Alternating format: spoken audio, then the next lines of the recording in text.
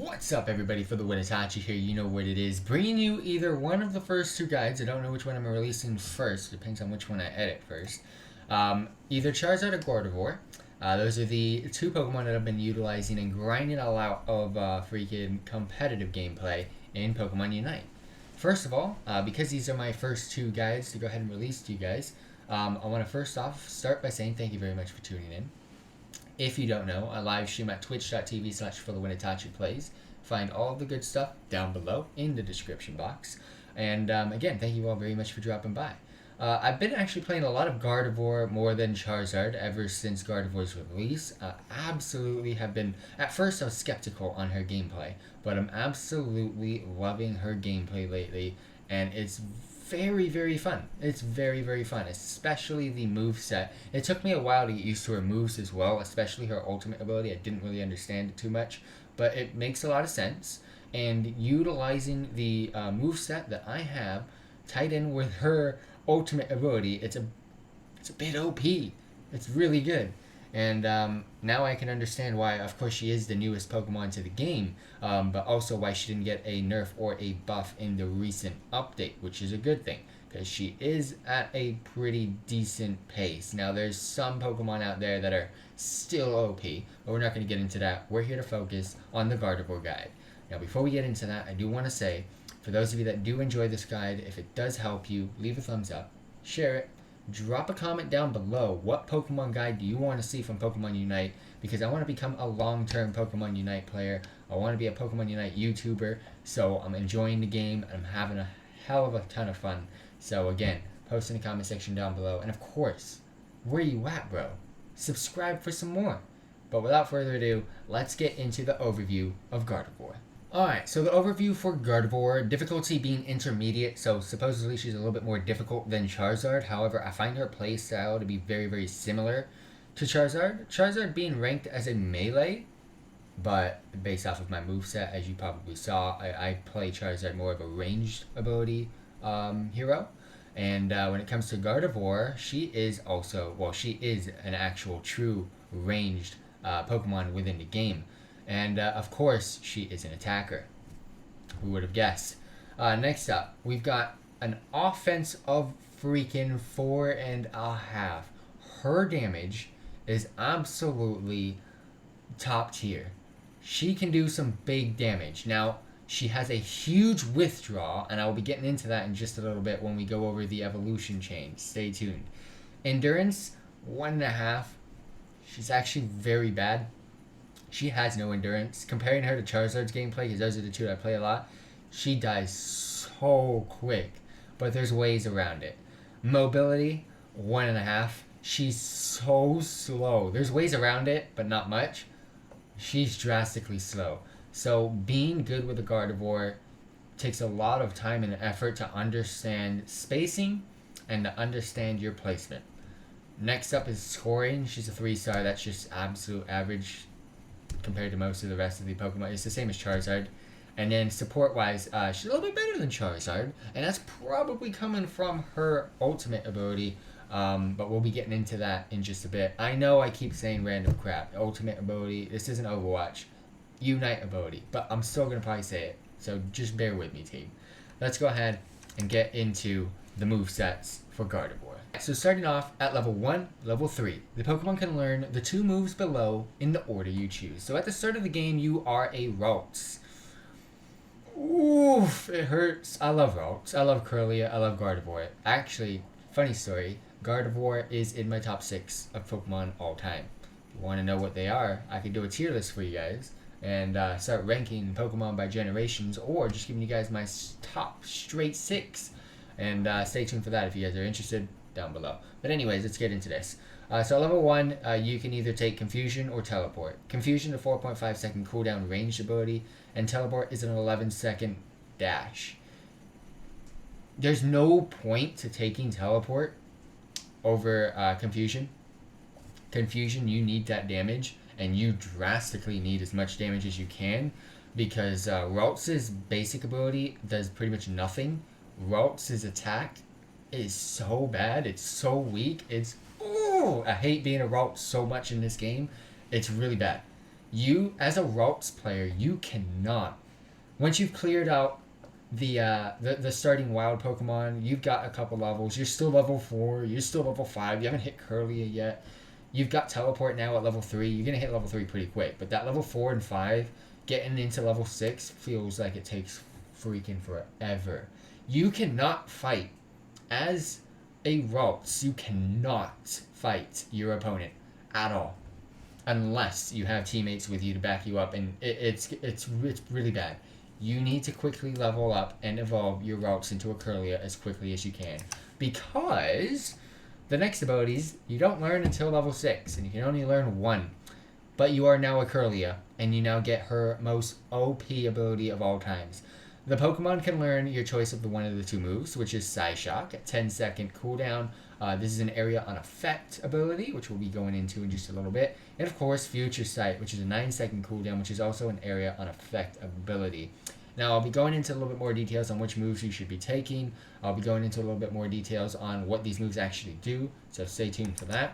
At level 8, you are still Curly, and you get to learn either Psychic or Moonblast.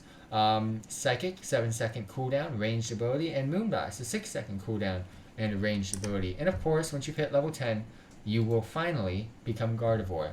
The Pokemon learns this Unite move, Fairy Singularity. It's an hindrance ability. It's not really too much damage, unlike some Unite moves out there. Zora, Gengar. This move doesn't really do too much damage. However, it freaking bangs. I love this ability. It doesn't do much damage, but it is so good tied in with the moveset that I use. It does actually probably more damage than those that shall not be named. But anyways, a little bit of a quick recap. Routes you're going to start off with, of course. And then you'll be Curly at level 6. And then, of course, Gardevoir at level 10. Pokemon that have low endurance and excel in dealing heavy range damage to opponents, and they are not lying. Next up, we're going to be getting into the progression of the moves, a little bit more of a deep rundown. So again, starting at level 1, you are going to select Confusion over Teleport. It's just basic, simple maths that you're going to hit level 3 quick, and then Teleport comes into use then. You do not need Teleport early game. So, Confusion, ranged ability, attacks straight in the designated direction and deals a decent amount of damage. A lot more than its regular attack, I'll tell you that much. Routes' regular attack is absolute trash. Teleport Dash has the user warp to the designated area, increasing the damage dealt by 1 basic attack after warping, which is very, very cool to have. Basically, meaning you should get Teleport second. That's what it says in the description of the ability. Who would have guessed? Next up, we've got at level 6, one of 2 abilities, Psyshock and Future Sight. Now, Gardevoir had a moveset to where I really had to mess around with all 4 of these abilities. Psyshock, Future Sight, Moonblast, and Psychic. I had to intertwine them. I had to use one with the other. Unlike Charizard, it was very, very simple, straightforward. Flamethrower, Fire Blast, go smack some people's faces. The other 2 abilities were a little bit too melee heavy, and they just were not better than Flamethrower and Fire Blast. Gardevoir, a little bit different here. I had to freaking combine these abilities one after the other, left and right and center, and it was not too easy to come up with a good moveset until I saw the amount of damage I was doing with the setup I will give you guys. So Psyshock, area ability, attacks the designated location 3 times. First of all, 3 times. So you're getting 3 attacks in one. However, of course, there's a cooldown that's freaking long. This move's cooldown, however, is reduced each time one of these attacks hits an opposing Pokemon. It's an area on effect ability. It reduces the cooldown each time it hits one of these attacks hits an opposing Pokemon. Area of effect, you're hitting multiple Pokemon. Hopefully. Sometimes you do use Psyshock in single target. There might not be anyone else around. But multiple Pokemon getting smacked, you can run Psyshock after Psyshock if you're hitting enough opponents. You can get 1 to 2 second cooldown. You could be smacking it with Psyshocks. It's not even funny. Upgraded to Psyshock Plus when the Pokemon reaches level 12. Upgrade also increases the damage this move deals each time one of its attacks hits. It becomes crazy once she's gotten the upgraded versions of these abilities. And then, of course, we've got Future Sight, which I did want to play around with because I thought setting a delayed explosion would be kind of cool. When the explosion hits an opposing Pokemon, it reduces this move's cooldown. So I thought this was gonna be banger. I thought Future Sight was gonna be one of those sleeper abilities, meaning I thought it was gonna be one of those ones where you really have to set a trap for your opponent, and you will be rewarded with a lot of damage. It's not really, no. So upgrade to Future Sight Plus when the Pokemon reaches level 12. Upgrade resets this move's cooldown when the explosion hits an opposing Pokemon. So that's great. That's great. But you're getting towards the end of the game, and then comparing that to what Psyshock can actually do, comparing it to Future Sight, Psyshock is absolutely the way to go. So just saying, Psyshock over Future Sight. Next up, 2 abilities at level 8. Psychic, ranged ability. After hitting an opposing Pokemon or traveling its maximum distance, this deals damage over time to opposing Pokemon in the area of effect and decreases their movement speed for a short time. That alone, putting that with Psyshock, bangs, dude. So first of all, Psychic, you always want to do Psychic before you do Psyshock. Reason being, Psychic creates the playing field for you. You're dealing damage over time to your opponent. You have now slowed them to where they cannot move too much, giving you the chance to now Psyshock on top of the Psychic, and pretty much all of your Psyshocks, or at least 2 out of the 3, should hit your opponent.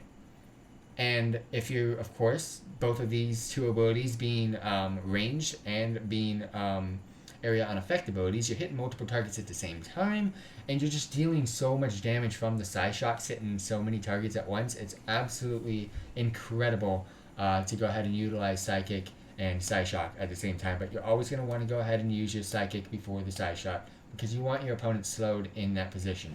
Upgrade to Psychic Plus when the Pokemon reaches level 14. Reduces the move's cooldown. Who doesn't want that? Who doesn't want that?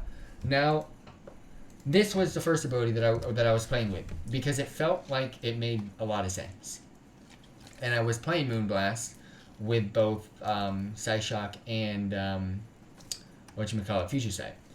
And I just felt Moonblast, just based off of the description, was going to sound great. You'll see a lot of Gardevoirs using Moonblast, by the way, but they're not playing Gardevoir right. Has the user attack while moving back to create the distance. So you're attacking with a strong attack, and you move back, creating distance from your opponent, which is what you want as a very low endurance hero. You want, or Pokemon, you want to have that distance. You don't want to be attacked. You're going to die pretty quickly. So when this move Blast hits, it deals damage to opposing Pokemon in a cone and leaves the opposing Pokemon closest to the user unable to act for a short time. So it's got a stun-like ability to it. So that could help with Psyshock, but the duration for Psychics compared to Moonblast's stun, I'd rather Psychic slow because I can get more. I'm capable of being able to utilize my distance and my leverage with Psyshock into Psychic than I am with Psyshock into Moonblast. And again, of course, getting your distance, you should be at a decent distance anyways, to where getting that moving back distance from Moonblast isn't really going to do too much.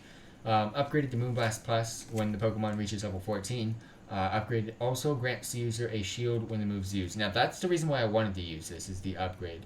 Now once you've started to hit this high of a level in the game's getting pretty much close towards the end. I just prefer Psychic and Psyshock over Moonblast and Future Sight. Now again, of course, you can use whichever abilities you want, but Psychic into Psyshock, it's just so much damage. Now don't get me started. We haven't even spoken about the Unite move yet. The Unite move is Fairy Singularity. You learn this at level 10, and it is a hindrance ability, which you can understand right now. It warps space in a designated area, drawing in opposing Pokemon. Ooh, this sounds pretty juicy. Shoves and deals damage to opposing Pokemon the instant the warp space disappears. So, utilizing Unite move Fairy Singularity, drawing all of your opponents into a warp, similar to Zarya's Graviton Surge, or ultimate ability in Overwatch if you play. So you're going to be drawing all the Pokemon into the Warp Zone. While that is going on, you're going to be using Psychic to slow them inside the Warp Zone. Once the Warp Zone disappears, they're going to take a little bit of damage from the Unite move. It is not a lot, so don't be, oh my gosh, it's not really a lot. You're getting most of your damage from the Graviton Surge, the Warped Space. You're going to get them into a single spot. You're going to Psychic everything that's in there, taking damage over time from the Psychic and slowing them in a spot. They're also going to take that extra damage from the Fairy Singularity. Again, it's not too much. However, Psyshock. You can get 4 to 5 Pokemon into your Fairy Singularity, slow them with Psychic, and then you got freaking Psyshock after Psyshock coming in. It's a full team wipe. It's an absolute full team wipe if you utilize this move correctly. And Psychic and Psyshock pair up with Fairy Singularity so much better than Moonblast and Future Sight. Future Sight takes a little bit too long for it to work with Fairy Singularity. And Moonblast, yes, it does have that cone area damage. It's not just single target. It's got a cone damage, so that's cool too. But again, if you see how much damage you're going to do with Psychic and Psyshock, it's absolutely so fun to go ahead and play Gardevoir. And I've been having a great time. I've been progressing a lot more with Gardevoir than I have with any of the other Pokemon in competitive gameplay. But that's just because she's one of my favorite Pokemon to use, and I'm kind of forcing myself to do it. But that's a different story. Let's go ahead and get into the on-held items and used abilities with Gardevoir next. Alright, next up we're going to be going over and covering both battle items as well as held items. Starting off with battle items, there's a total of 8 that you can get and collect within the game at this moment in time. That being Potion, X-Attack, Extra Speed, Fluffy Tail, Eject Button, Slow Smoke, Full Heal, as well as Goal Getter. I'm going to be showcasing to you guys at least 4 of them that have some benefits and usefulness. But I will give you guys my honest opinion on which battle item is pretty much the best. And you will notice most master ranked Pokemon Unite players are utilizing this one battle item anyways in pretty much any given situation. But starting off with the basic, it is the first one we get at a 30-second cooldown, is Potion, restoring some of your Pokemon's HP. That's pretty much a standard item to go ahead and utilize, and it was one of my favorites, of course, especially being new to Pokemon Unite. I make tons of mistakes. Getting that extra little boost of HP is very, very nice. However, there's another battle item that's basically beaten Potion to basically giving you guys a little bit of a hint. That's going to be the one item that I definitely strongly suggest. So I love Potion, but now that I have this other battle item, I've been using it a lot more and be finding it a lot more useful than Potion. But I am going to go ahead and say Potion for now, because not everybody has every single item in the game, and it does have its usage. I've actually used Potion a lot more than the next one that we're going to be going over, which is X-Attack. X-Attack has a 40-second cooldown and raises your Pokemon's attack and special attack for a short time. Now, I find that the amount of damage that I deal is strong enough without really needing that X-Attack. And yes, X-Attack does boost my special attack for a short time, but that time is really short. And it's not really going to be that much special attack, and it's not going to be that much of an increase, that I didn't find X-Attack being as useful as Potion. These are the 2 items that I wanted to go ahead and add into the mix because, of course, again, not everybody has every item in the game, and these 2 are definitely better than, let's say, Extra Speed. Not really gonna need it. Fluffy Tail, dead battle item, and of course, Slow Smoke, not really a great item either, as well as Full Heal. Those 4 I'm not really gonna be talking about. Again, that being Full Heal, Slow Smoke, Fluffy Tail, and Extra Speed. Those are just not really gonna help us in our given situations. But Potion and Extra Attack are some standard battle items that you can go ahead and utilize in the game. I am going to go ahead and throw this one in there. However, I have yet to use it. It's called Goal Getter. Trainer level 16 reward. So I'm currently at level 15, so I should be given this pretty soon. Doubles goal scoring speed for a short time. That sounds like it could be really, really good. However, I don't see it still beating the one battle item that I currently have that I've been using and pretty much all end game users use. That being eject button. So eject button has a 55-second cooldown, which is longer than potion. That sucks. However, it quickly moves your Pokemon in the designated direction. You would have noticed on the field there are some launch pads or bounce pads. It's very similar to that, but I feel it's maybe a little bit farther of a direction. Eject speed's basically, eject button is basically an eject button. You're in a fight, you cannot handle it anymore. You're ejecting yourself from the fight. You're surviving the fight, and you're basically going to come back prepared for the next fight.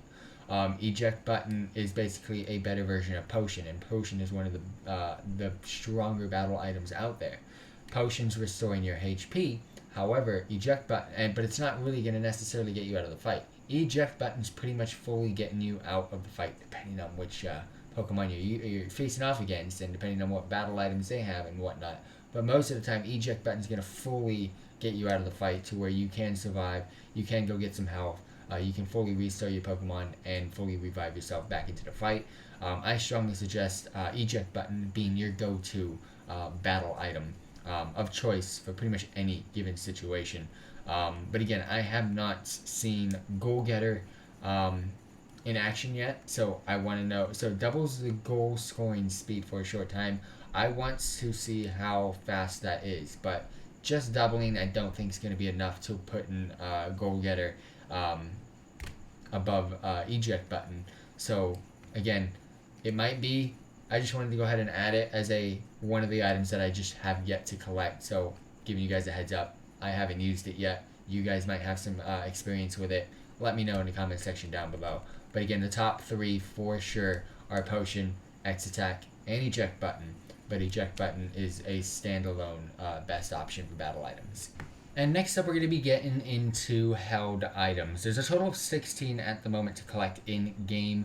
I've been utilizing these same three for a very long time now, and I feel that this is definitely the best setup, which I will be giving you guys a little bit of a heads up at towards the end.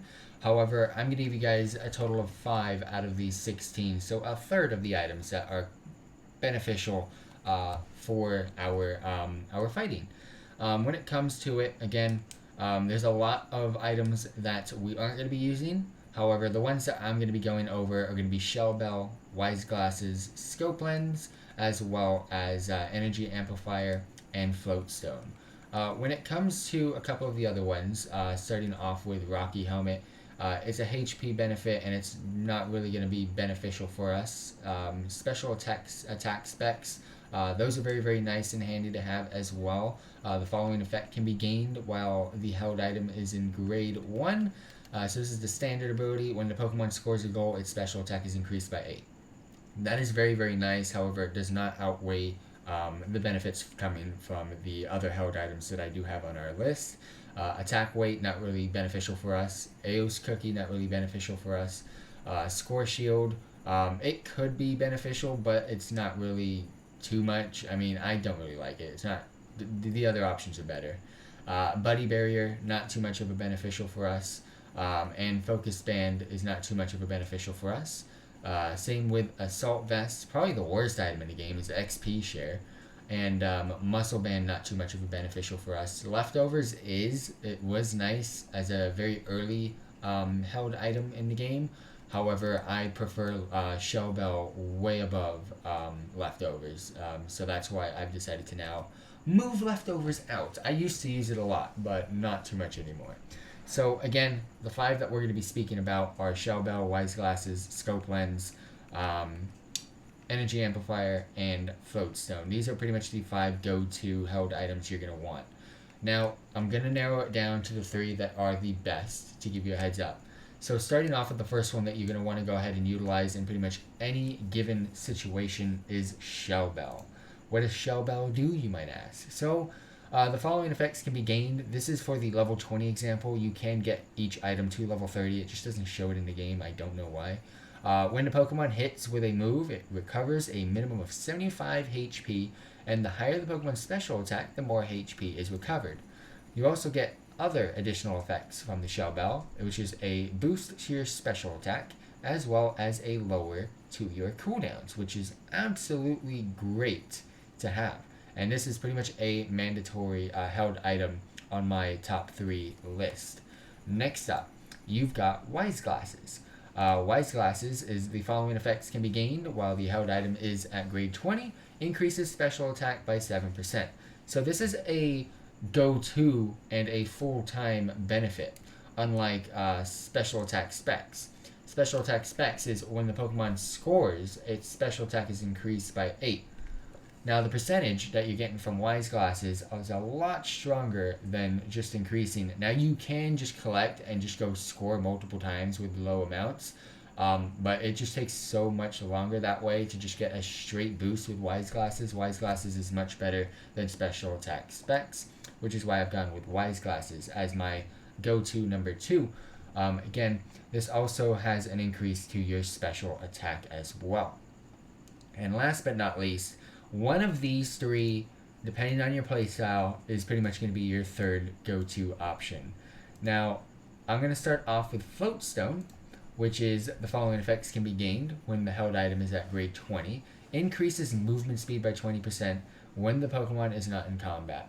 Now, that is great. It's an awesome ability. We're very slow to begin with, so that's what's really terrible and annoying by us, but even though that we're slow, this is an awesome ability to have. It's an awesome held item, to have. However, I'm good enough with my positioning to where I don't really need a held item slot to be extra speed outside of combat. So that's why I don't strongly suggest it compared to the other 2, but it is there if you don't have any of these other 2 held items. The next one I'm going to be going over is Scope Lens. Scope Lens at level 20 increases the damage of basic attack critical hits. The higher the Pokemon's attack, the more damage is increased. Scope Lens also has critical hit rate of an increase and critical hit damage increase. This is pretty much a straight damage buff. Comparing it again to all the ones that we didn't utilize, Scope Lens is definitely up there as a held item for us. However, my third go-to is definitely going to be Energy Amplifier. Energy Amplifier is at level 20. After the Pokemon uses its Unite move, the damage the Pokemon deals is now increased by 21% for a short time. And again, this does increase because you can increase to level 30 when it comes to held items. And this also increases Unite move charge rate by 0.4% at just level 1, 0.4%. It's going to keep going up and up, so you will be able to utilize your Unite move a lot more often, and that's a huge plus for us because our Unite move is actually one of our strong suits, especially for our playstyle. And of course, getting that 21% increased damage at held item level 20 is so strong. I prefer Energy Amplifier in the third slot, especially over Float Stone, and especially over Scope Lens. So my top 3 items of choice: absolute number 1 guarantee Shell Bell, and then number 2 Wise Glasses, and then number 3 I definitely go with Energy Amplifier. I hope this answered all of your questions. If you guys have any more questions, go ahead and post in the comment section. If I forgot something for whatever reason, go ahead and post in the comment section, but I don't think I have. And again, stay tuned for some more guides and Pokemon Unite. Stay tuned for some more competitive gameplay. Of course, we will be getting into quick play as well. And of course, please subscribe to us if you're new around here. It helps out a lot. And go follow us on Twitch. That'd be greatly appreciated too. Again, peace out everybody. Thank you very much for dropping by. And I'll catch you all next time.